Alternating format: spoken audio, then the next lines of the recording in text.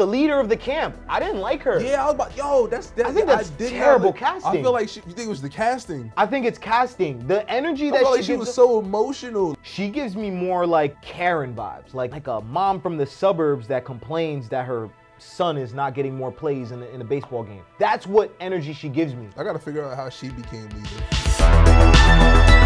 The Last of Us episode 4. Another movie-worthy episode, I might say. Think so? Yeah, this is getting a little spicy. I thought this was a really solid character developing episode, but that's about it. There's no crazy action set pieces. Well, there's like one. I think it was cool when they were stopped at Kansas City. The guy's like, oh, help me, da-da-da. And you know it's a scam. You know what I'm saying? So I really like that scene. Seatbelt on, threw it into fast. Yeah. Honestly, with this episode, though, I don't feel like there's anything really super memorable. In the last episode, we actually talked about the magazine. They recreated that scene. I like the relationship that Ellie and Joel are building because you could slowly start to see them come in. So like even in the beginning of the episode, he's like, you're just cargo.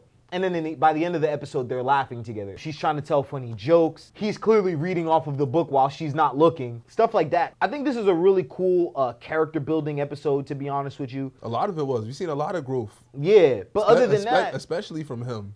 To the point where he now trusts her with a gun. And it's because she saved his life, and now they kind of understand each other a little bit more. So yeah, there is a trust aspect. Plus, he knows he's not going to be able to do it with just him. Yeah. Before, he always had tests with him, so now he knows he can't just do it by himself. I thought it was a great episode. It wasn't too long from what I remember. Oh, the leader of the camp. I didn't like her. Yeah, I was about, yo, I think that's terrible casting. I feel like you think it was the casting? I think it's casting. The energy that I feel like she was so emotional. Like, I understand what you have going on, but she was too quick to just, oh, they hired some assassins. They came over here to do. I'm like, yo, just take it easy. Think about it first. To be honest, I don't think that was the problem, yo. That was the problem with me. I felt like she was like, feel me? She was too in her emotions at the moment to be thinking straight. Even when they went down into the basement and saw the thing that ready to collapse. Yeah. What was her first thought? Oh, we'll forget about it now. We got other things to worry about. That is.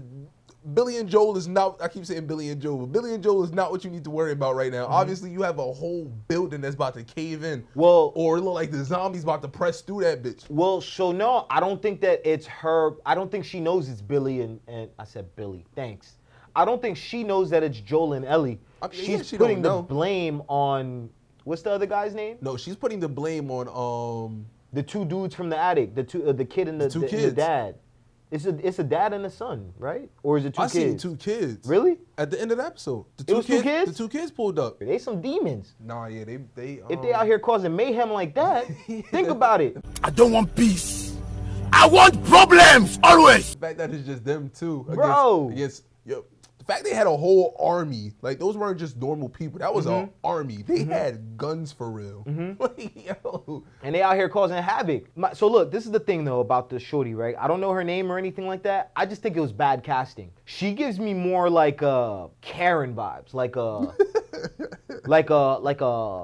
a mom from the suburbs that complains that her son is not getting more plays in a baseball game. That's what energy she gives me. I gotta figure out how she became leader. And that's the question. So I'm looking and I'm like, I think about this a lot when I'm even watching like movies like The Godfather, like mob movies, right? I'm like, what's stopping people from just taking this dude out? Yeah, there'll be a power vacuum, but you took out the guy. Like everything just plummets after that, right? What's stopping people from doing that? So when I think about stuff like that, and Shorty didn't seem like she had no conviction in her voice.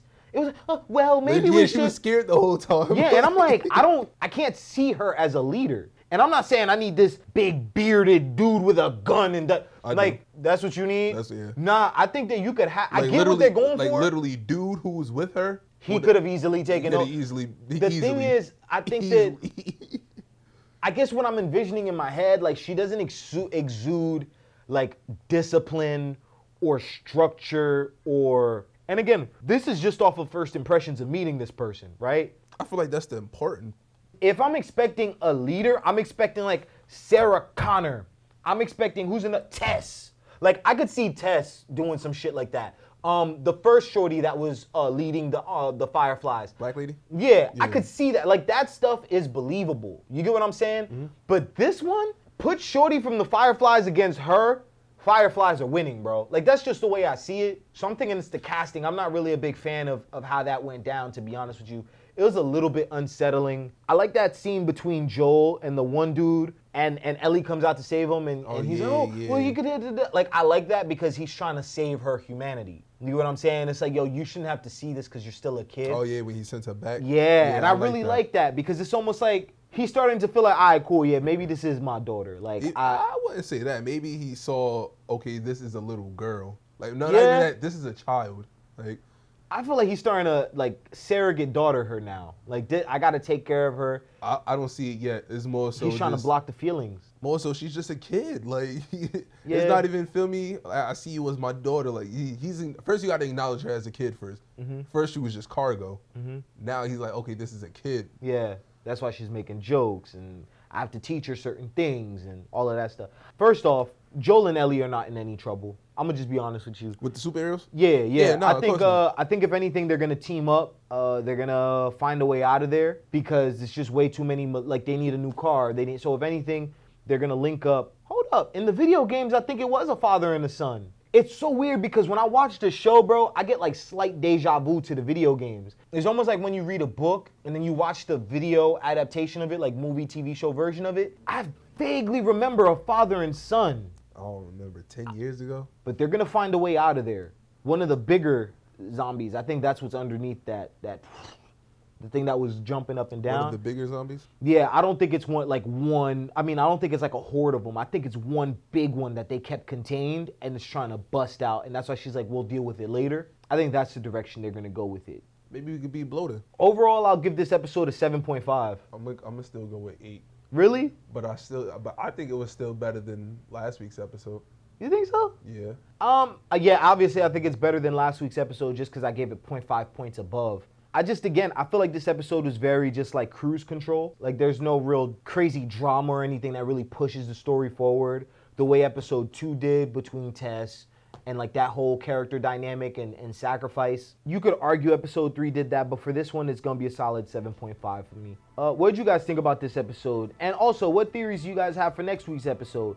Go ahead, comment down below. And if you're rocking with us in this Last of Us episode stuff, go ahead, click this playlist. It'll take you all the way from episode 1 all the way to now. Thanks for rocking with us, and we'll see you in the next encounter.